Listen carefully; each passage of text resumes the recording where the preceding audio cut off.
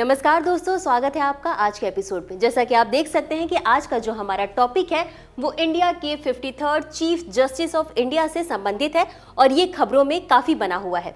तो आगे बढ़ने से पहले आपको बता दें, आज का जो हमारा टॉपिक है वो आपके जीएस पेपर 2 पॉलिटी और साथ ही साथ अपॉइंटमेंट से संबंधित है। लेकिन एपिसोड शुरू करने के पहले हम डिस्कस करेंगे कि किन किन बिंदुओं पर आज हम चर्चा करने वाले हैं। तो सबसे पहले हम यही देखेंगे कि हालिया घटनाक्रम क्या है, उसके बाद हम जानेंगे न्यायमूर्ति सूर्यकांत के बारे में, साथ ही इनके न्यायिक योगदान क्या क्या रहे इसके बारे में भी हम जानेंगे, और उसके बाद हम जानेंगे कि सीजीआई की नियुक्ति प्रक्रिया क्या होती है, और अंत में हम देखेंगे एक अभ्यास प्रश्न को जिसका उत्तर आपको कमेंट बॉक्स में देना होगा। तो चलिए फिर बिना किसी देरी के एपिसोड की शुरुआत करते हैं। तो सबसे पहले तो हम यही देखेंगे कि ये हालिया घटनाक्रम यानी समाचारों में क्यों बना है।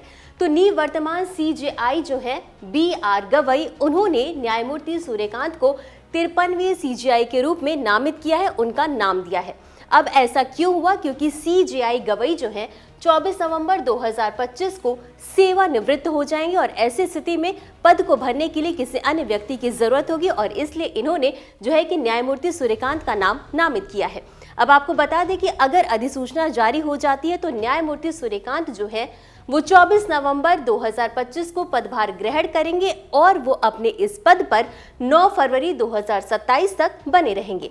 तो इतना समझने के बाद आगे बढ़ते और समझ लेते हैं एक बार न्यायमूर्ति सूर्यकांत के बारे में। तो इनके जन्म की बात करें तो इनका जन्म 10 फरवरी 1962 को हिसार हरियाणा में हुआ था। और अब इनकी शिक्षा पर भी एक बार नजर डाल लेते हैं। तो 1984 में इन्होंने महर्षि दयानंद विश्वविद्यालय रोहतक से LLB की शिक्षा ग्रहण की थी और उसके बाद 2011 में कुरुक्षेत्र विश्वविद्यालय से इन्होंने LLM किया था। अब इनके करियर की प्रारंभिक शुरुआती चरण जो था उस पर भी हम एक बार नजर डाल लेते हैं। तो हिसार जिला न्यायालय और पंजाब हरियाणा उच्च न्यायाधीश में इन्होंने प्रैक्टिस की थी और उसके बाद जुलाई 2000 में ये हरियाणा के सबसे युवा महाधिवक्ता नियुक्त किए गए थे और इस समय इनकी जो आयु थी वो 38 वर्ष थी। और इसी के साथ मार्च 2001 में इन्हें वरिष्ठ अधिवक्ता नामित किया गया था। अब एक बार इनके न्यायिक पद को भी समझ लेते हैं।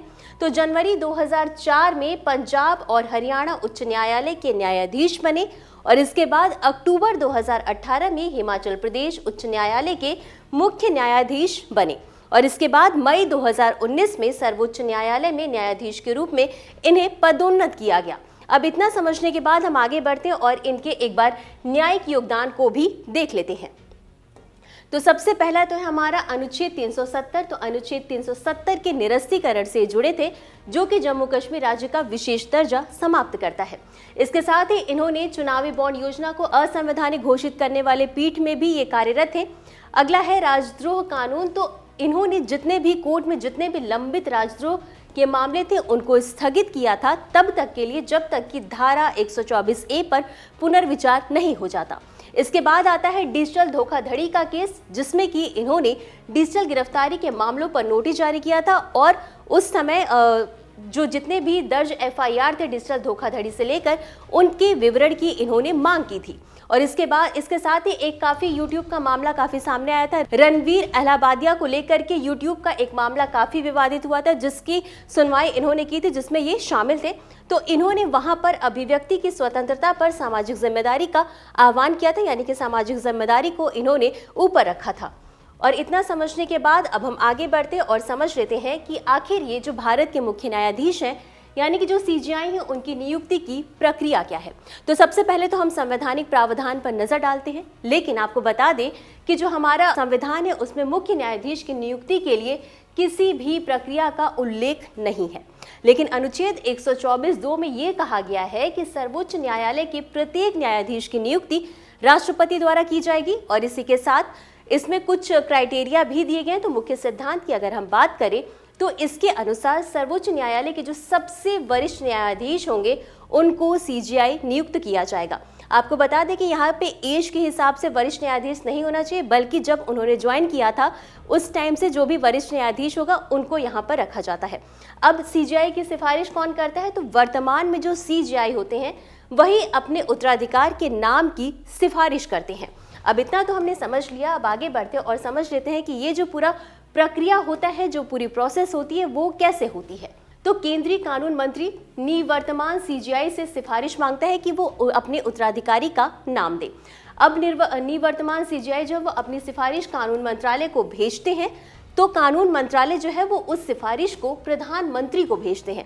फिर उसके बाद प्रधानमंत्री राष्ट्रपति को सलाह देते हैं और इसके बाद राष्ट्रपति जो है वो औपचारिक रूप से सीजीआई की नियुक्ति करते हैं और इसी के साथ जो नियुक्त सीजीआई होता है वो राष्ट्रपति के समक्ष शपथ लेते हैं। तो ये था आज का हमारा पूरा डिस्कशन का टॉपिक। तो अगर ये अधिसूचना जारी हो जाती है तो न्यायमूर्ति सूर्यकांत जो है वो भारत के 53वें सीजीआई घोषित कर दिए जाएंगे। तो अब इसी के साथ बारी है हमारे आज के अभ्यास प्रश्न की। तो प्रश्न भी देख लेते हैं। प्रश्न है, भारतीय संविधान का कौन सा अनुच्छेद सर्वोच्च न्यायालय की स्थापना से संबंधित है? आपके ऑप्शंस हैं ए अनुच्छेद 123, बी अनुच्छेद 124, सी अनुच्छेद 125 या डी अनुच्छेद 126। तो इस प्रश्न का उत्तर आपको हमेशा की तरह कमेंट बॉक्स में देना है। आज के लिए बस इतना ही। मिलते हैं अगले एपिसोड में कुछ ऐसी ही अहम और जरूरी खबरों के साथ। तब तक के लिए धन्यवाद।